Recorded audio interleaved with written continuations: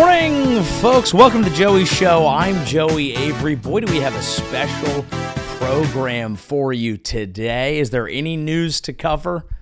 Anything of note going on out there? Of course, aside from the fact that we're apparently considering regime change in Venezuela.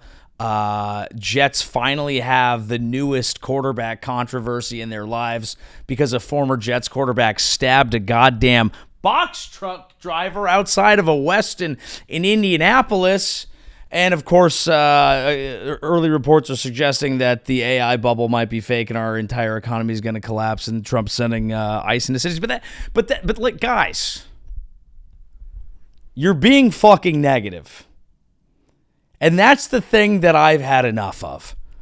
Everyone who's paying attention to the news and is locked into the daily news cycle, you're being kind of a fucking drag about it. You are, and you need to calm down. You do. I'm telling you, okay? I'm telling you, this is a Joey Show exclusive. It's time to chill the fuck out. It's going to be fine, maybe, potentially. Perhaps not. We'll cover all of these issues. I want to start today in an interesting place. We're going to talk about conspiracies. Now, the word conspiracy is honestly itself a conspiracy, I think, potentially, controlled by the Jews. Conspiracy, the word itself, is kind of a weird catch-all because what it lumps in is a general class of beliefs that people have that cut against mainstream evidence, okay?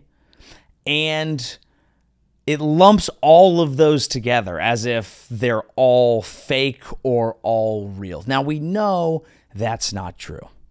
The reason I want to talk about conspiracies this week is because I have noticed, I feel like a little bit of a change. It's almost as if what we believe in has something to do with our prior political beliefs. Isn't that interesting? Isn't that possible? Do you see it within yourself? Look in the mirror. It's true. The right has long believed in conspiracies. They have been very open and loud and vigilant about the idea that the entire left-wing elite is stocked with a big pack of rabid pedophile lunatics. These are their words. This is what brings you to Comet Pizza Shop. This is what brings you to the things Alex Jones says. This is what brings you initially to the Epstein files. Release the files. Now that the right is in power, and not only the right, not just a Republican establishment that people who believe in conspiracies can say is part of the whole thing. Now it's their guy, Trump, the most unlikely figure to lead a group of people seeking the truth, is in power. Now that he's in power, well, the tides have changed.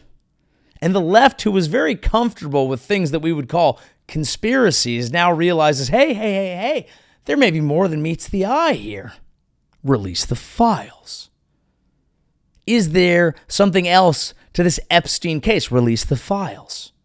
If you're telling me this Charlie Kirk shooter was of the left, release more information. It's not seeming right. He turned himself in. Now he's not cooperating. That doesn't make sense. Doesn't make sense. A lot of things about that don't make sense. Is there a guy back there doing hand signals behind him? Does it make sense? It doesn't make sense. It doesn't add up. Does it? I do think there are structural reasons that conspiracies are becoming more popular left, right, or center. One of them is the internet.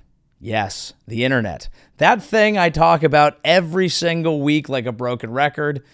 Just noting the fact that the stuff that you're seeing is usually the most sensationalist bullshit that's going to be pushed on you, that is not the boring, fact-checked, went through a rigorous machine shit that's just not going to get showed to you. And what gets showed to you over the course of a day is going to be what you think. Sure, we know that. It's worth noting. That's a huge reason for it.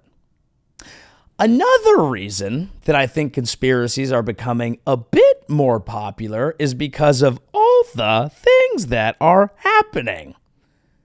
that we can see openly with our own eyes. And that is where the internet has actually been helpful.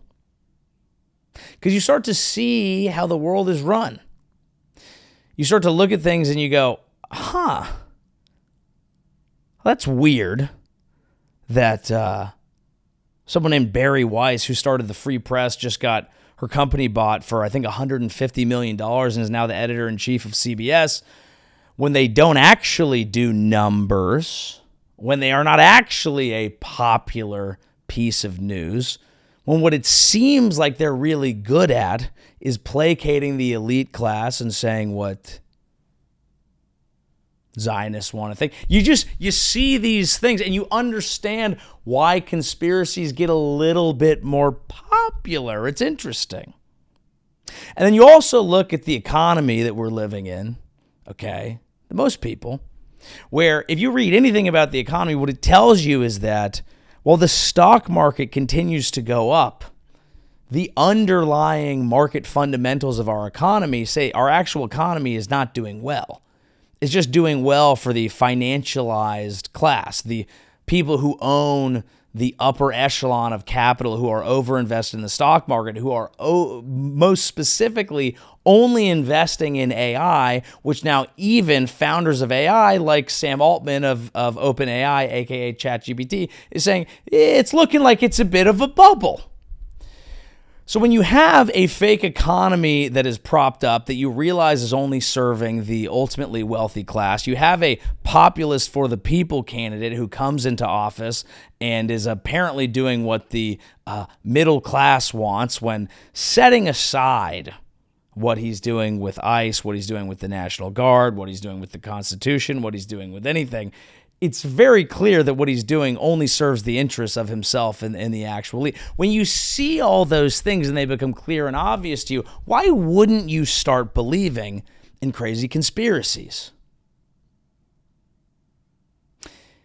If you're getting fucked in the ass, everything looks like a butt plug. Do you know what I mean, folks? Do you know what I mean, folks?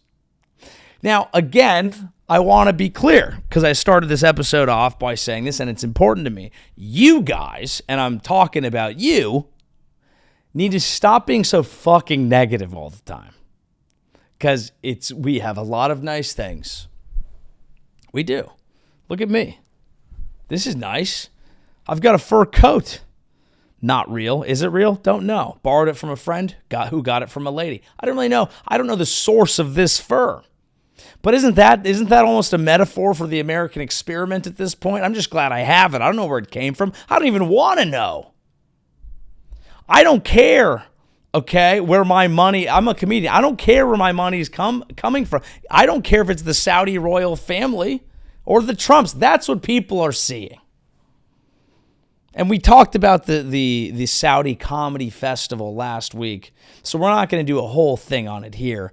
But I've been thinking about it a lot even since that time, because as it goes on, as the festival rolls on, it's like Mardi Gras over there. Ladies are showing their tits. It's absolutely electric. Ladies are showing their ankles.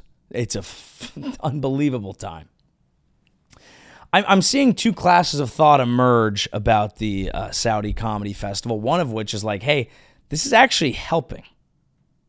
We negotiated with the royal family and helped open up the types of things we're allowed to say. We are actually helping with American soft power, with our entertainment industry coming to a place that hasn't had rights and freedom of speech and any of that. And we are coming in and we are actually opening it up. We are making jokes about gay things. We're mentioning stuff that I just said that in a weird way. Gay thing. We're talking about gay things. But they're walking in there and they're like, we are talking about things that haven't been talked about there. This is good for the people. This is good for the actual Saudi comedy scene. And while we don't support everything the regime is doing, this is actually the most open liberal regime they've ever had, which may not be much by our standards, but it's moving in a good direction. That's one school of thought. The other school of thought is people are saying, you're taking blood money, and comedians used to be truth tellers. Now, I think what's happening here, and the reason I'm bringing it up in the context of this broader conversation I'm trying to have, is that people have performed in Riyadh for a long time. Comedians who are capable of it go there, do a little arena, okay? Put on a nice little fucking, put on a nice little white gown there with a little picnic blanket for a hat, and they have a nice time. The reason I think it's striking such a chord, and the reason that I think even this kind of nuanced perspective about what might be beneficial from a Saudi angle is I think this is hitting at a particular time in American culture where it feels like, even though stuff didn't feel great in the last election, and I'm not going to sit here and tell you that Kamala was a great candidate. I'm not going to do that. But it seems like what Trump has fulfilled is the ideals of the accelerationist. The people who believe that our country, our economy, our system has an unfixable rot. And the best thing for it is to accelerate the speed at which that becomes patently obvious. Now, I don't fall into that camp. And I actually think that after you get Ghostbuster-ass virgin freaks like Stephen Miller out of the halls of power, it actually does help America, and there's a possibility for some healing, even if things aren't ideal right now. But there's a general thought process, a vibe, a feeling that feels like we're getting scrapped for parts. I think that's where people are at right now. And when you look on a poster for a comedy festival for a regime with, dare I say, a questionable track record, regardless of the reality of entertaining the people there or potentially opening up the culture there or leading to better relations between the countries, which I don't think is outwardly a bad thing. Who would think that? I have no problem with a Saudi individual. Inshallah. I hope I didn't do anything bad there. I have no idea. But when you see a poster and it's 100% of a comedy community, an industry that has for a long time billed itself as truth tellers, an industry that people felt by and large in the last election tended to, even though it wasn't everybody, tended in terms of the most powerful sides of it to throw its weight behind one particular candidate. Now, let's be fair in this conversation, the other candidate elected not to go on every podcast she was also invited on. I think that's important, just saying. But the general vibe is that this art, this community that was once held up as this beacon of hope with the George Carlins of the world, even Dave Chappelle for a time,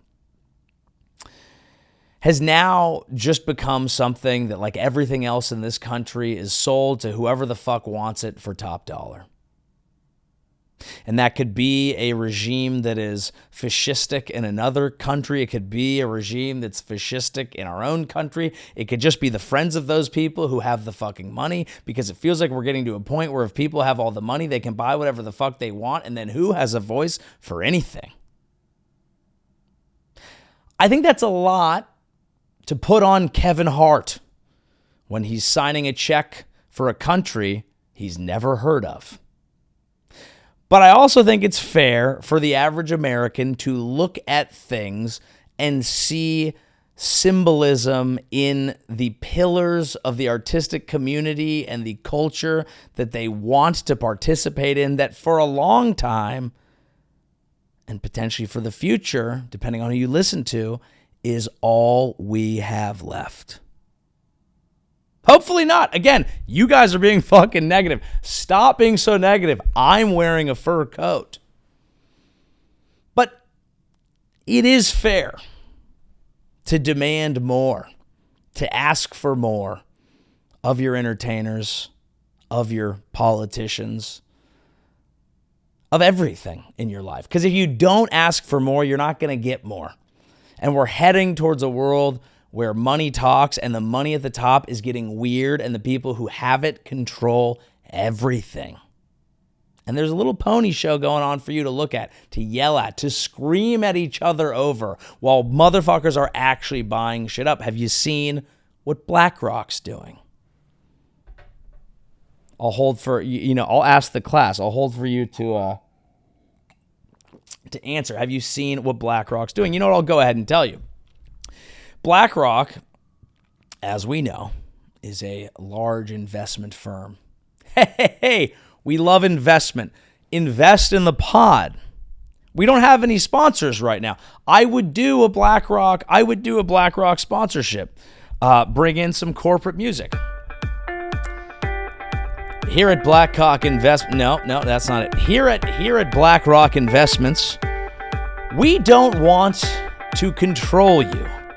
We just want to own everything so that you don't have to. Who likes fixing a sink, fixing a washing machine, having to call the plumber? No one does. So sell everything to us. We'll own it and you won't have to have a headache.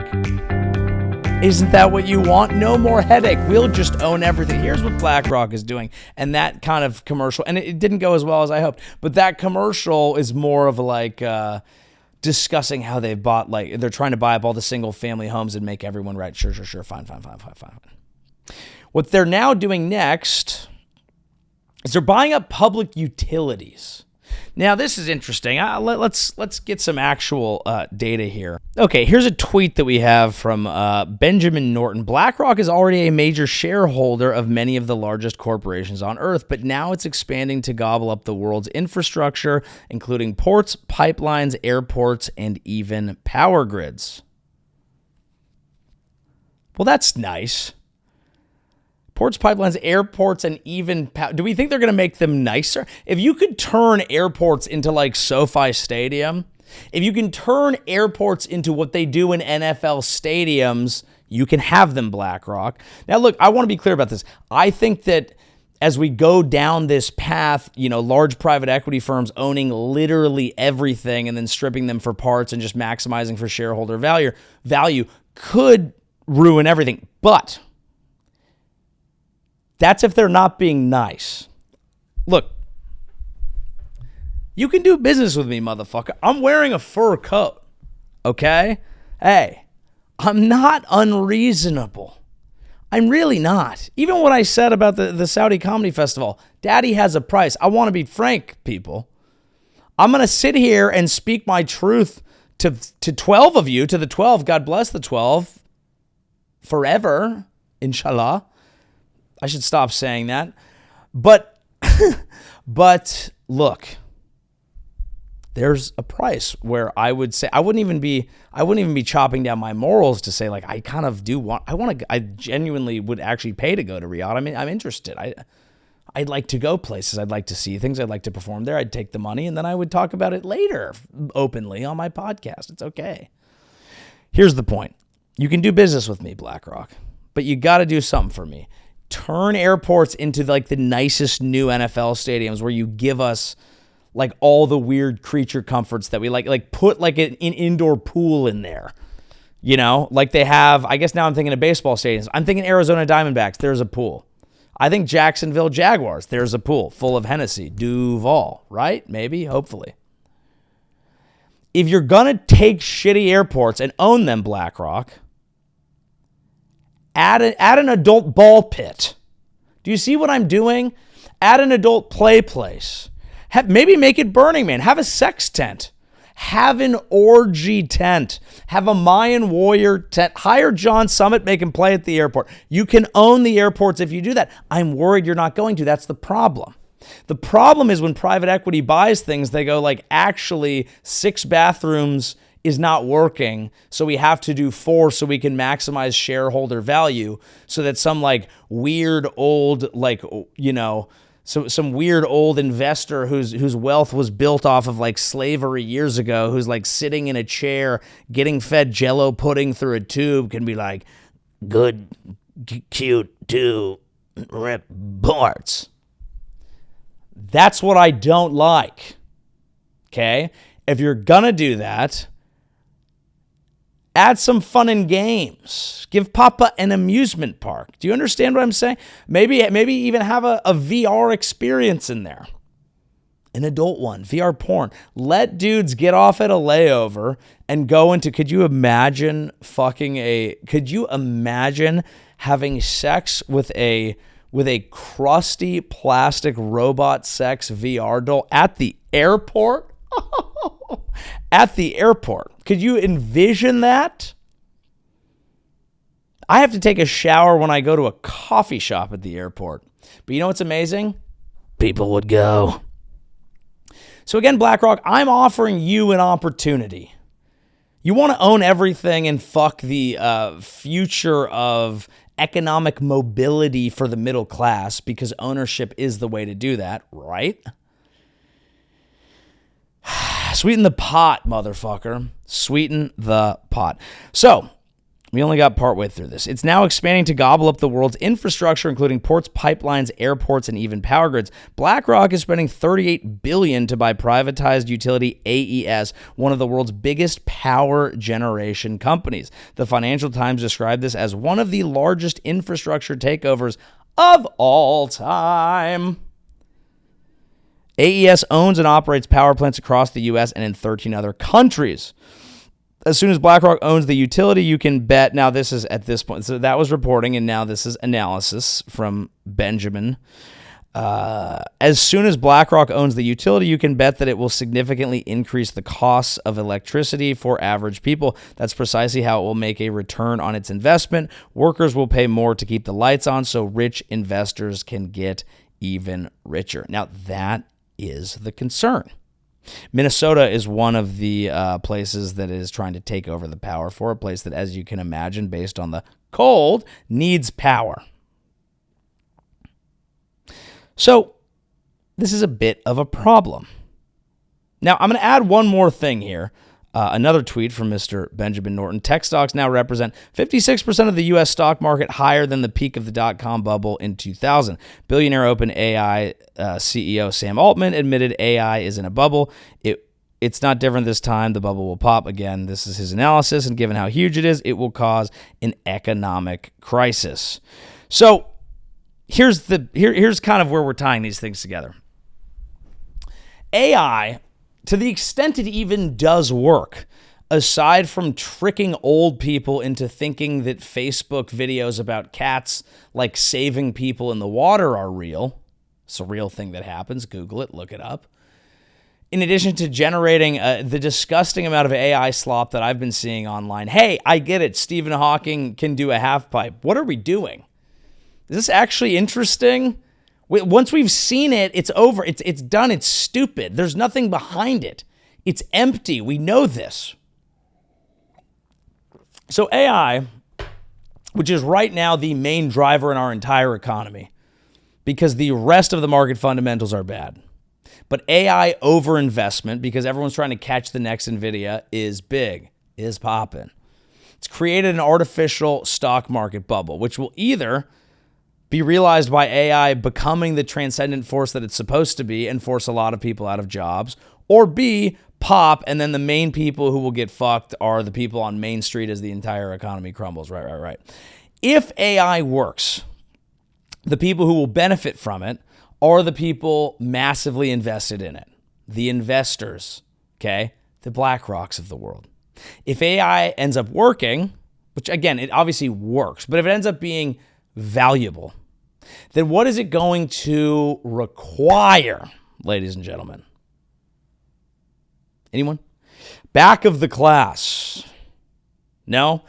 It's going to require a shitload of energy and infrastructure, which could also be already owned by the financial class. Do you see how it's coming together?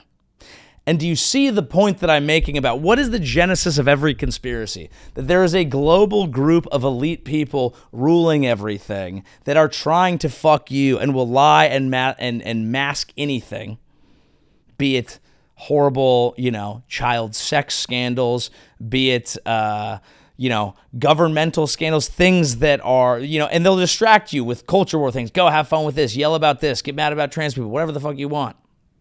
We'll just be over here doing the shit you're not paying attention to. This is not a conspiracy. It's how the world works. So you can see why people are given to conspiratorial thinking and sometimes misapply that to situations that don't deserve it. So again, I urge you guys to stop being so fucking negative, dude. You're bumming everybody out. We're trying to have fun here at the Joey Show podcast. We are having fun. This is a fun episode. It's supposed to be uplifting. It's not this week. That's okay. I'm wearing a fur coat. We're having fun. And I'm offering a deal to BlackRock. If you want to own all the homes, if you want to own all the energy, infrastructure, and everything, you need to make it fun. The real vessel that the billionaires already like kind of own, but the only thing that I think could save people right now is football. The NFL is the only thing that I'm aware of that has that. The NFL and Taylor Swift are the only two things that have any pull or sway over the American people. No one's watching The Tonight Show. No one's watching Jimmy Kimmel. People barely even care about Trump anymore. We're just giving CBS over to some internet free press shit that no one, that you can't even buy anything anymore because no one's paying attention to anything. We're all watching AI slop online and football and Taylor Swift. That's who you need to buy. And maybe you already have. And maybe that's what it is. Maybe none of us will have homes and none of us will really be able to pay our energy bill, but we will all live in a series of tiny little Las Vegas spheres, body-sized. You don't need a 2-bedroom. You don't need a house. You're not going to have a family. You're going to live in a tiny Las Vegas sphere, and it's going to be beautiful. It's going to be great, and it's going to be sponsored by BlackRock. And you will have football all day Sunday and 7 nights a week. And in the in-between, you'll have Taylor Swift. And you'll be happy about it because you're getting entertained, and that's what you want. And your energy bill won't be too much because, yes, it's a sphere, but it's a small sphere. It's a baby sphere. It's okay in there. And maybe if they're fun, maybe if BlackRock's being fun, we can throw in some DJs. I'd like some John Summit. I would. I'd like to see John Summit in my tiny little baby sphere. Now, obviously, it's not that dire, folks, but it's not what these people want. The thing is, you have to understand everyone is doing stuff that kind of makes sense. The thing is, you're supposed to have a government that says, hey, you're not supposed to do that. And we've gotten so caught up in this conversation around the government is fucking bullshit and nothing the government ever does works that we weaken it so much that people can just do whatever the fuck they want. And all the people at the top who are already influencing the government and have bought in to let it do this are getting whatever the fuck they want. Do you see? The system of checks and balances does include the government. It's not just checks and balances within it. So in my opinion, I'm not even mad at BlackRock. Their job is to fucking invest in shit and get stuff that they know is going to have a long return for them in the long run based on what they're allowed to do. It's the job of a regulator to say, no, you can't own the power of Minneapolis and then do whatever the fuck you want with it. Oh, geez, don't you know? They turned off my power. Is that Wisconsin? I don't know. It's fine. It's Minnesota to me. It's the same. Oh, geez, don't you know? We're actually not allowed to. Now it's just Canada. It doesn't matter. Oh, geez, don't you know? Sorry. Gam Gam froze to death trying to make a hot dish for a potluck out here in Minneapolis. Oh, BlackRock decided to jack up the old power grid there. You know, it turns out it's they're doing Q3 forecasts and they had to keep the investors happy. And, Barron Trump is a big investor there now and he's the president and he learned from his dad that, that it's just actually better if you just command fealty from places and then ask for a donation to the family business. And then that's not what we want, is it? Probably not. Ideally not. And we don't like concentrations of power anywhere. That's the point of the country, ladies and gentlemen. It's the point of the country. We don't want just an all-powerful government that controls everything. We know that socialism doesn't work, but all the people who have told you that socialism doesn't work, the people that degrade any power that the government actually has and allow complete crony capitalism to run amok, those people are going to be the people responsible for a socialist uprising because they took it too far. And at some point, people are going to say, no thanks, don't you know? But in the meantime, we're going to go to war with Venezuela. This is what we're hearing. Now, I mentioned it on this program not too long ago. We've been blowing boats out of the water. And that's not very nice. Obviously, it depends on the boat.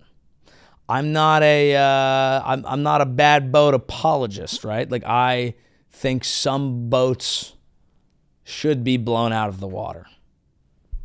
Okay. Ghislaine Maxwell's father's initial yacht that he mysteriously disappeared off of while potentially being an agent of 3 different government. Again, folks, conspiracy if you want it. Look into it. But we've been blowing Venezuelan boats out of the water. Now, I want to come right out and say it here. You heard it here first. It's not a pro-cartel pod. It's not a pro-cartel. I don't fuck with the cartel. And I know I'm wearing a fur coat. And I also don't want any smoke with any of the cartel people. God bless. Huh? Jesus Cristo, as you'd say. Whatever. Don't want any smoke. Fumar. Whatever you guys say over there. Okay? And furthermore, and I think it's important to be intellectually honest when we're having these debates, I've done drugs in my life. And I haven't sourced them. I haven't sourced them farm to table. So while I am an anti-cartel guy, I cannot, in good conscience and in good honesty, tell you I've not ever donated once indirectly to their cause. Throwing it out there. And I will say this, and it's important, again, to be critical. Their drugs are not good. Not by the time they get to me. You know what I mean? Okay, what are we putting, baking powder in these? What's going on, folks? This is ass. Thank God I'm an older man now. I don't need to do drugs. I can just have mental breakdowns on my own time like a fucking adult. But while this is an anti-cartel podcast, and I support the U.S. government's supposed aims at shutting down the flow of drugs into our country, I do. Blowing up random boats in the Caribbean that you cannot prove have anything to do with that is a little outside of my comfort zone as a U.S. citizen. I'm just going to say it. Be honest. Especially when people who study drug smuggling say, hey, usually when you're smuggling drugs, you don't have a boat full of people. You have a boat full of drugs, right? Kind of a classic econ situation, right? Right. And on top of that, the idea that we are going to blow up people on boats in the Caribbean, one, is against a lot of the civil liberties that we like to talk about, that we obviously suspend when we claim to be at war, even though there's no real reason to say we're at war with Venezuela, number one. And two, gets in the way of my stated goals of being on a boat in the Caribbean sounds fun, and it's not very nice to blow people up when they're having fun. Listening to Bad Bunny on there, Mojaveos, that's not nice. One of the widows, apparently, of one of the people on one of those boats said he was just a fisherman. Now, of course, she has incentive to say that, but also, why are we just blowing boats out? Now, the answer to that question actually exists. The answer to that question exists because apparently it's really not just about that.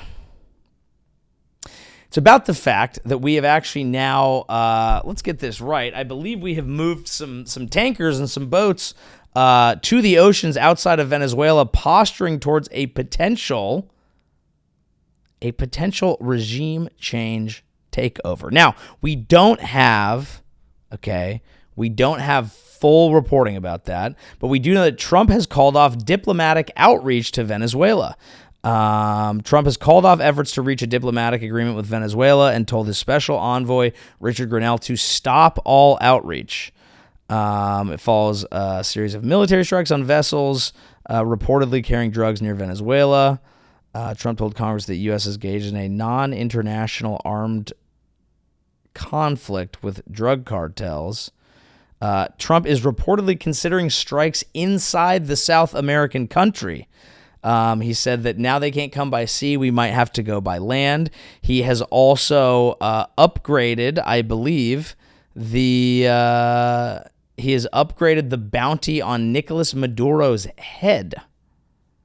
U.S. carries out another strike on alleged cartel, but as Trump says the country is at war. Do you hear the sort of language that we're using here? Do you know what that means? We're saying we're allowed to do. Once we say we're doing that, we can do anything. Hey, they're bringing drugs into the country. We're at war. We don't have to prove anything. We can blow them up. We're at war. We can raise the bounty on the Venezuelan leader and try to push some sort of regime change things, even though we don't know the first fuck all about what's going on in Venezuela. I trust. And the interesting thing about all that posturing about us being at war is that Trump is also using that same exact language about Democrat-led countries, or cities rather, in the country. Portland, he says, is at war. We need to send in the army.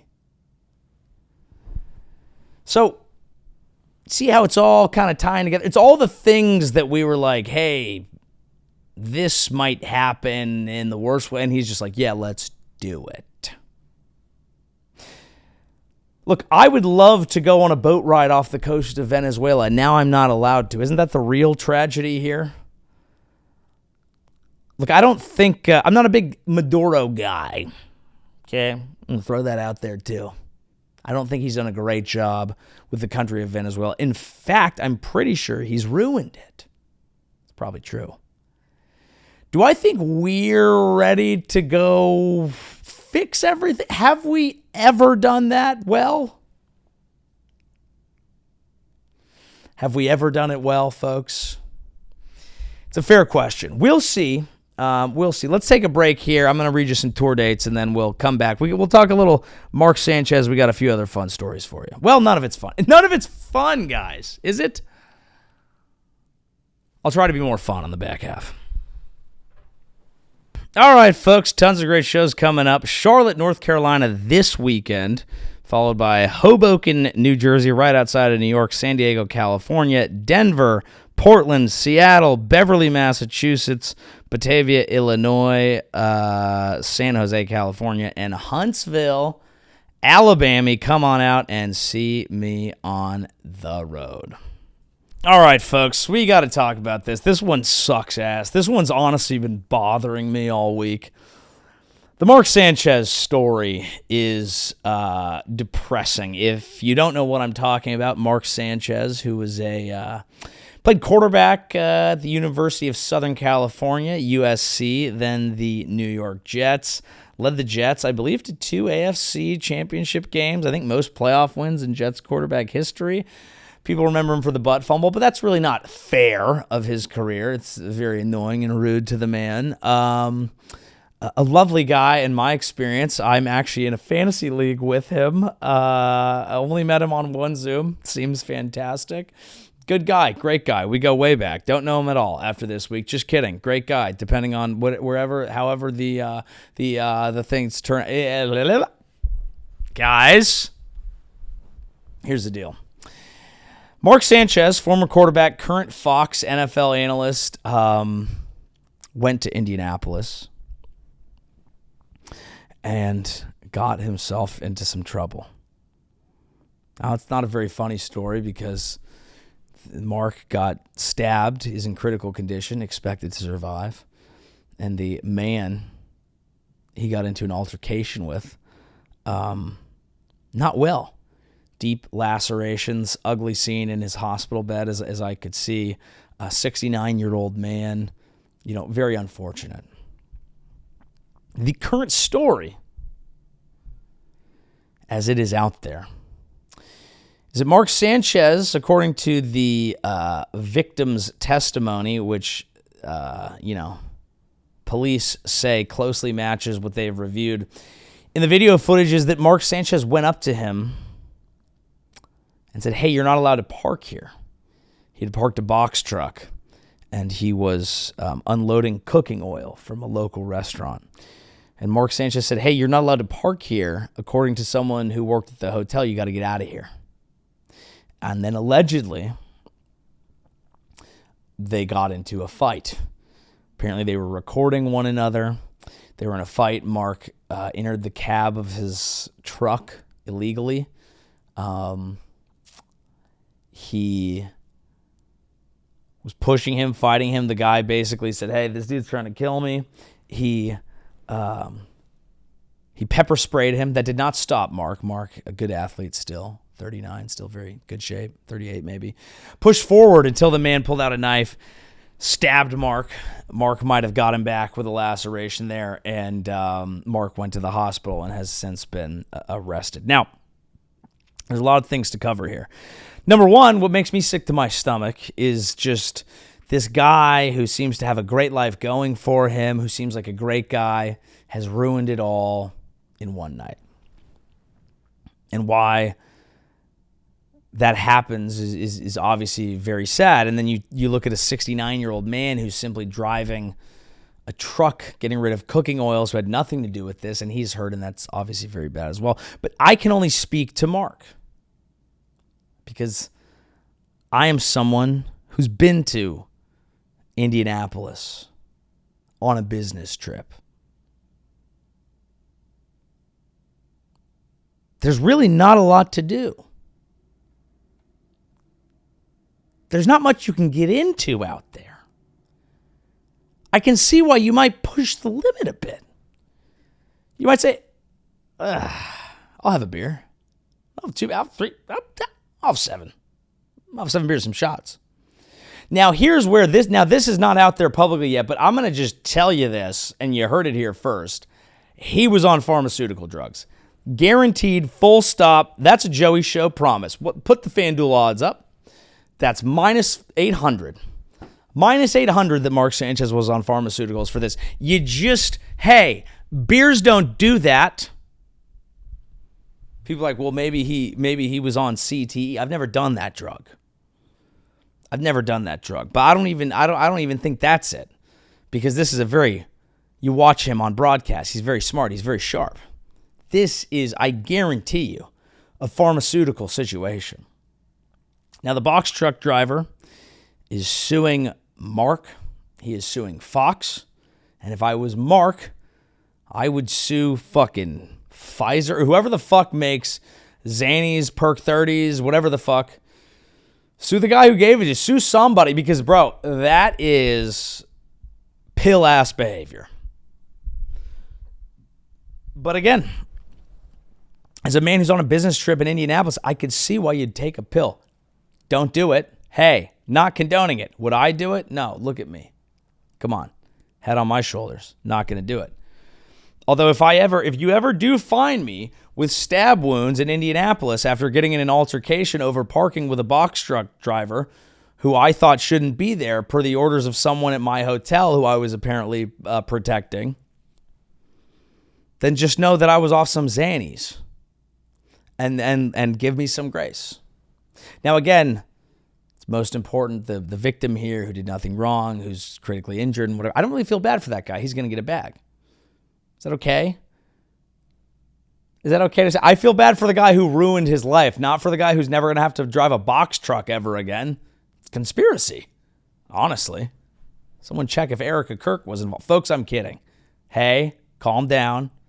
It's a joke. She's behaving weird. That's a whole nother thing. Not for now. The thing about this is I think we need to approach it from a place of understanding. What did I say earlier? And what do I believe? This is a core tenet of the show. I need you to listen close. I need you to listen very close. I don't know if everything happens for a reason. I'd like to think that. And sometimes I do, and sometimes I feel it. Close in my heart, in my chest, in my soul. Sometimes I believe it. I do. But I don't know. If I was Mark, I'd be having trouble with this right now. I do believe that everyone does things for a reason. Now, I think we take that too deep. I think some people are like, well, the therapy says that the reason that I fucked up my life is because of this and that. And it's like, you need to take accountability for your actions. Sometimes, yes. Here's where I'm going to let Mark off the hook. Mark Sanchez went to USC. Okay? Guy's a Trojan. He went to USC. And then he worked for a very reputable company in New York City. It's New Jersey, but they say New York. That's the Jets. Every guy that I know who went to USC and worked at a good company in the New York region does drugs sometimes. They do. For a lot of them, it's coke. I don't know what Mark was doing. Feels like perks, Xannies, something like that. They do drugs. And he was in Indianapolis, and he was doing drugs. And what does a guy from USC who worked at a popular company in New York do? They might assault a member of the working class. Look, I'm not saying that's good. In fact, I think it's bad. I didn't do either of those things. I've never worked at a nice company in New York. I didn't go to USC. This is not my problem. This is not my bag. Don't make fun of me. Don't come at me. I'm not excusing it. I'm just letting you know where Mark is probably coming from. Now, the other thing that I have sympathy for, and I think this is important, is a tough hangover, man. Sometimes you wake up and you pushed it to the limit and you had a nice time and you wake up and you go, man, that wasn't me. That wasn't me. And we got to be better about that. And I like giving people the space to be better about that. Now, the problem is, I've never forced a minimum wage truck driver to stab me because I thought falsely someone in my hotel was telling me that they couldn't park there. He has a sense of civic responsibility, if nothing else. And I think that's getting lost in this too. You know, everyone wants to clean up the streets till Mark Sanchez comes along and tries to do it his way. Well, so fine, Giuliani can be a hero, but not Mark Sanchez. I just don't understand what you guys want. The governor of Indianapolis did what we all do these days, which is he was just like, the reason Mark Sanchez got stabbed is because Indianapolis is a fucking, Democrat-run, fucking crime-ridden shitbox of a city. I assume. I didn't read it. This is secondhand. If I got this wrong, let me know. But I don't think I did. He had to delete the tweet because it turns out Mark was causing the hullabaloo, causing the problems. I think Mark Sanchez has very serious problems now. He might lose his job at Fox. He's been upgraded to a felony. He might go to prison. His last name is Sanchez. Trump's going to try to deport him even though he's from here. That's how he rolls. People online are calling for Bad Bunny to be deported. Hey, where do you deport someone who's a U.S. citizen? Just asking. You fucking idiots. Free Mark, bro. Free Mark. Let's get this box truck driver paid. And let's free Mark. No, I'm kidding. As the details come out, it's going to be bad. But I'm telling you, it's going to be fucking perk 30s. Perk 30, some sort of pharmaceutical was involved. And now let's find out how the people who are mad at Pfizer feel about this. Maybe this is another vaccine injury. I don't really know. Guys, I don't really know. I might have just got banned from YouTube by even saying that. I don't know. I feel bad for everybody involved. Except, of course, for the Maha movement, who should be supporting him for putting up the good fight against cooking oils. Is that not what this is all about? Have cooking oils not been a problem in this country? It might be time to realize Mark Sanchez should be running the NIH. These are thoughts. Speaking of health, Jordan Peterson is apparently going through a difficult health situation. His daughter here is laying it out for people, and regardless of anything, and I think this is important in political discourse in this day and age. We talk about it. It's so divided. It's so divided, everybody. I hate my enemies. I want them to drown. Oh, I hope they drown like the baby on the Nirvana cover. I hope they drown. Oh, little penis. All right. Regardless of all that, and despite the fact that I think Jordan Peterson has a tendency to be a cornball, I didn't think at first he was like, clean your damn room. If you really want to be a real man, you got to wake up and clean your room. It's a fight against yourself, isn't it? It's a fight against yourself. Like that self-help shit, like self-help is an annoying phrase, but I'm like, if you're making a good point, I'm fine with it. But then he's moved on to say like a million weirder and weirder things, and I'm just like, I don't think this man is well. Well, now he's not. Let's discuss. But we hope he's okay. Hey guys, I have an update on my dad. I'm actually just going to read this. It's on my teleprompter because this is too hard to explain off the cuff, so I wrote it out. This summer has been exceedingly difficult. Dad was in an ICU suffering from pneumonia and sepsis after dealing with a host of neurological issues this summer that we believe stem from CIRS, which is chronic inflammatory response syndrome due to decades of mold exposure. Clean your damn room! We don't have a better explanation for his neurological symptoms at the moment other than spiritual attacks. Come again?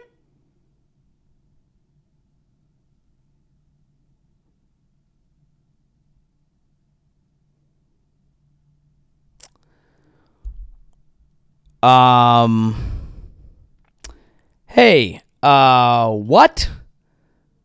What was that last part, folks?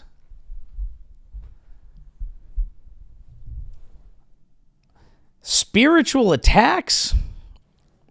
This is a man who, as she's saying, has been in the ICU for a long time. This is serious stuff. I don't mean to shit on it from a place of pure negativity. Look, hey guys, I'm from California. I smoke a little weed. I've done some shrooms. I know there's some other dimensions. Pretty sure if you're in the ICU, it's not evil spirits. Is that okay to say? Spiritual attacks from what, when, and who, how, and how? What are we doing, ladies and gentlemen? The problem with all this is these are people that masquerade as intellectuals. Again, hope he's well. I do. You can disagree with someone. You want them to be healthy and to be happy and to not be going through pain. But this is a man who claims to be an intellectual. His daughter here claims to be an intellectual. They're supposed to be like some of the heavyweights. They're like, we've studied the scripture.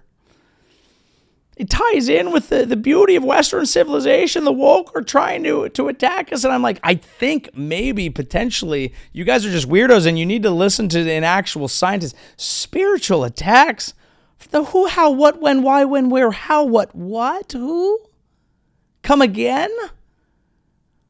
What sort of battle of Narnia are we discussing? Is this a video game? Are you guys serious? You can be religious. You can even be spiritual. You can't be saying I'm in the ICU because negative spirits are coming out. How would you even combat that? Not jerking off? Clean your damn room. I'm confused. And I'm not trying to be a piece of shit. I hope he's going to be okay. But it might be like he's talked about going into deep periods of benzo addiction. He's talked about only eating meat. Look at those. Look at those things. I don't know if I was supposed to meet all these people. Is that where we're at in society, where we've just met too many? Like, we were supposed to live in a village where it's like, there's the alpha, that's the leader, here's the nerd, he knows how to he figured out how to send a basket up here. Here's the one hot chick, everyone's fucking her because it's hunter-gatherer culture apparently, but she really likes the alpha, and then there's, these girls, and here's the, village dumb guy. And, he tries to drink out of the river that we poop in, but we try to catch him and just pull him back from there. He's like Lenny. We don't let him squeeze the rabbits. And that's why you're supposed to have like one idiot in your life. I feel like I have too many. And now there's all these new variants of idiot. And some of them are kind of compelling, or they're good on a mic, or they feed into some ideology that taps into some sort of vein in the culture, so they get pushed into you. And it's like, I'm supposed to know 1, 2, 3, maybe 4 idiots max. And I'm not supposed to have 12 different phenotypes of them. I'm just supposed to have one dumb guy, one alpha, a hot chick, a fat chick who's down. Like, I feel like, back in the day, your tribe had everything, but not too much of it. And now I just have too much of everything. Because the people I actually know are lovely, but then I hear this shit, and I'm like, I'd have to kick you out of my group. Yeah, and again, hey, get out of the ICU. I hope he's okay. Spiritual attacks? Guys. I really think I'm a reasonable, I think I'm, if anything, I'm too reasonable of a person. I am so open to bullshit that I will entertain it and listen to it and be like, that's interesting, it's possible. Dude, I believe in weird spiritual shit, bro. I'm tapped in to different parts of the universe, okay? Not when I'm in the ICU. Talk to a fucking doctor. This is the problem with this entire movement of like, you see conspiracy in everything. You see wildness in everything. And then when there's a moment where you actually need to trust the concept of a filtered down system, you can't do it. You can't do it. And I want you to. I want you to be able to. But at least he's in the ICU. At least they're not like fanning him with a tobacco leaf. So, we hope for the best. And look, I want to be clear about this. And I think I've probably said it about 1,000 times in this episode. You guys are being negative. And you need to stop. You guys got to stop being so negative. You need to be fun. You need to be beacons of light, love, hope. You need to make sure the spiritual attacks don't come at you after cleaning out mold from an apartment. People in the comment section of that are alleging long COVID, things of that nature. Look, I'm not a fucking doctor. I'm just saying it's worth listening to one every once and again. They're not perfect, but neither is your own internet searches when they only validate what you want to hear. Look, I'm guilty of this too. Sometimes I go online and I search for something because I want it to tell me what I want to hear, and then it's like, actually, it's more complex than that. And I go, you know what, fuck you, internet. And that hurts me. But I do think about it and I integrate it over time. Okay? That's what I recommend. I want to end with something here. Like I said, we can be cynical, but we can be spiritual too. We are not part of the spiritual attacks. Okay? We are nice, fun-loving, good, lovely people. And I want to play something here that's a little more hopeful, a little more spiritual. This is Jane Goodall died. And that's not the good news. The good news is that she released a final message to the world. She had the foresight to do this, which I thought was very nice. And we're just going to play a little bit of it because I think, you guys have been very negative all episode, and I want to do a nice little palate cleanser here with the words of Dr. Jane Goodall, who is famous for being the woman who caught AIDS by having sex with a monkey. In the place where I am now, I look back over my life. I look back at the world I've left behind. What message do I want to leave? I want to make sure that you all understand that each and every one of you has a role to play. You may not know it, you may not find it, but your life matters, and you are here for a reason. And I just hope that that reason will become apparent as you live through your life. I want you to know that whether or not you find that role that you're supposed to play, your life does matter, and that every single day you live, you make a difference in the world. And you get to choose the difference that you make. I want you to understand that we are part of the natural world.